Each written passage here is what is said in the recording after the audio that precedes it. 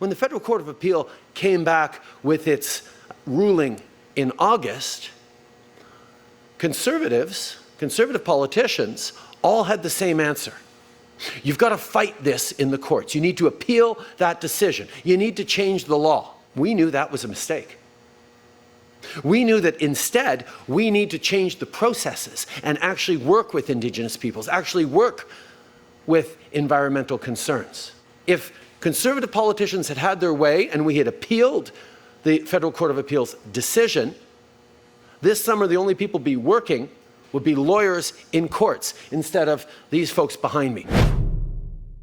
Prime Minister Justin Trudeau, as you see there, was in Edmonton today. He visited the Trans Mountain Terminal and did his best to try and allay concerns about whether a construction date is in the near future. So is anyone buying what the Prime Minister is selling? Time for the Power Panel. Journalist Jen Gerson is with us from Calgary.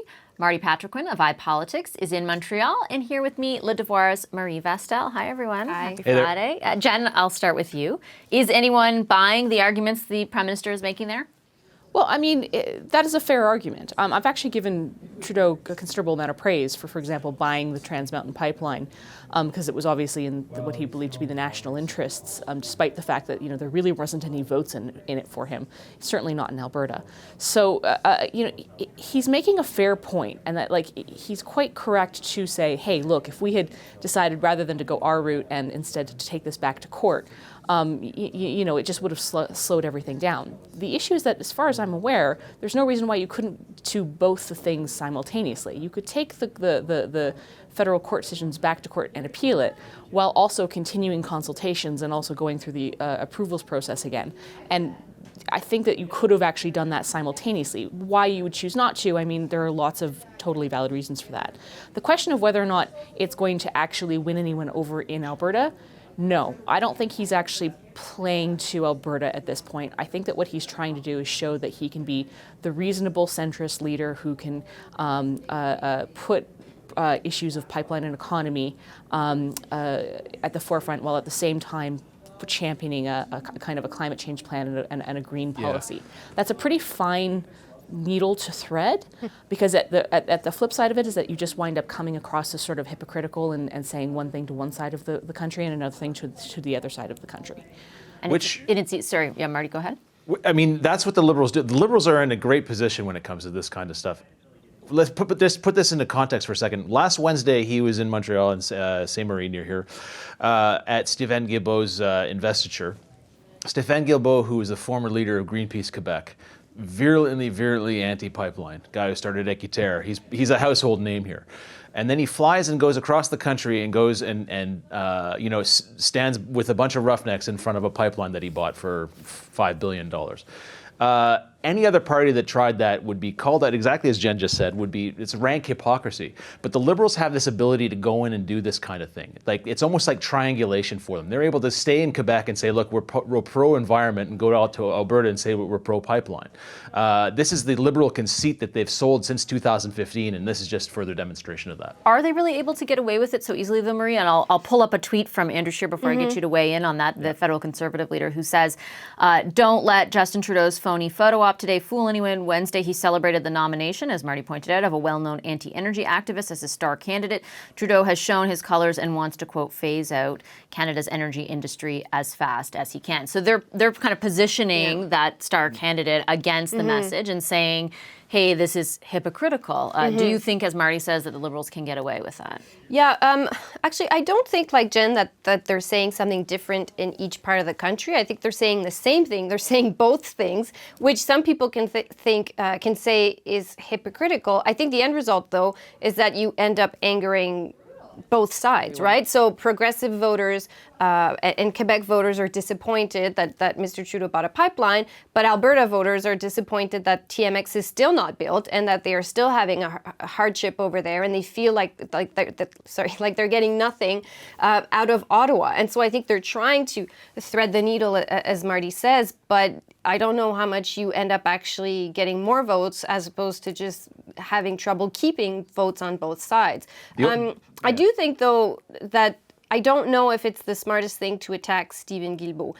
For one thing, I don't think it's new that the Liberals have anti-pipeline people in their party. I mean, Jerry Butts was, at the World Wildlife Fund, so we know where he stood and stands on environmental issues. Former principal secretary to the Prime Minister, for people watching. Secretary to the Prime Minister, thanks, sorry.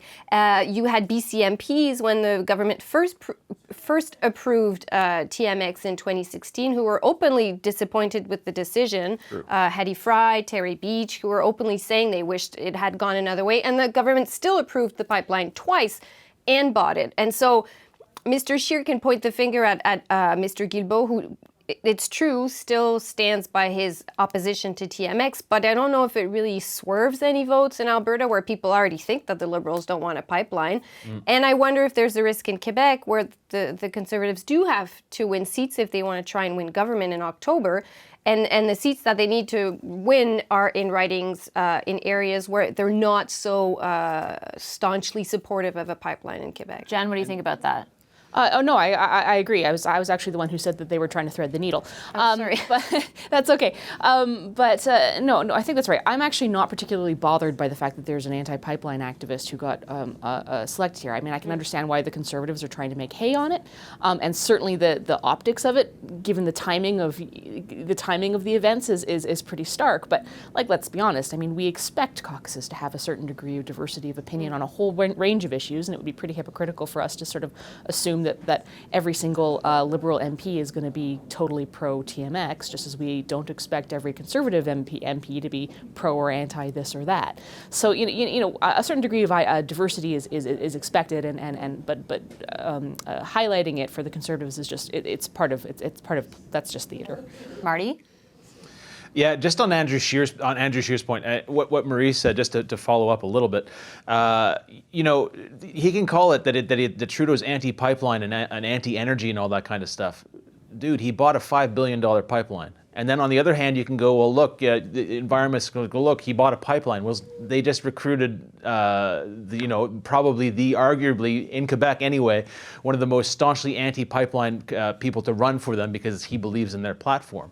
It works. It works. You can say the opposite too. Though. You can say they bought that pipeline, but it's not getting built, like Marie pointed out. And there are a lot of. I'm sure Jen can attest. The people you talk to in Alberta are like, he bought this pipeline because it's the last one he ever wants to build. Well, yeah, exactly. And not only that, but I mean, there's a giant conspiracy. There is a conspiracy theory in Alberta that he bought this pipeline literally in order to shut it down. To shut it down, right? And that's a theory. Yeah, no, obviously not. He's also not making the targets, right? Someone should probably tell that to the TMX president, who believes that they're going to have shovels in the ground in September, right? Yeah, and Marty, you and I are agreeing. I don't think that is a reasonable conspiracy that's founded on facts, but that is sort of the emotional response. And just to Marie's point, just about the in Quebec and what Andrew Scheer's saying about wanting to get elected here in Quebec, he's got to remember that every single last facet of Quebec's political spectrum, from left to right, that includes François Legault to Quebec Solidaire way on the left, is against the pipeline.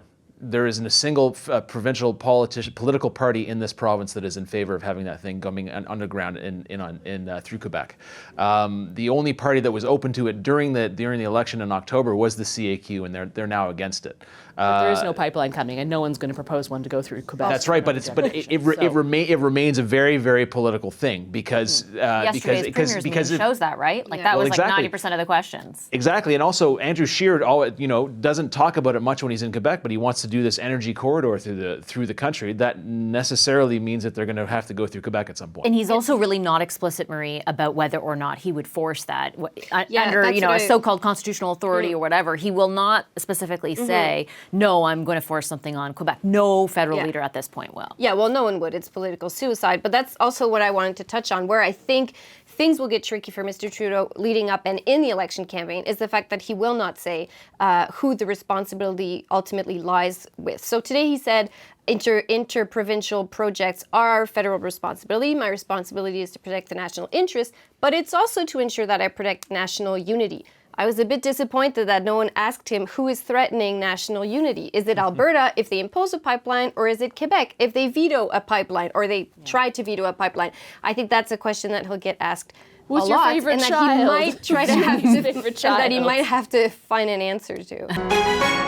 Hi, I'm Vashi Kapellos, host of Power in Politics. See more of our show by subscribing to the CBC News channel or click the link for another video. Thanks for watching.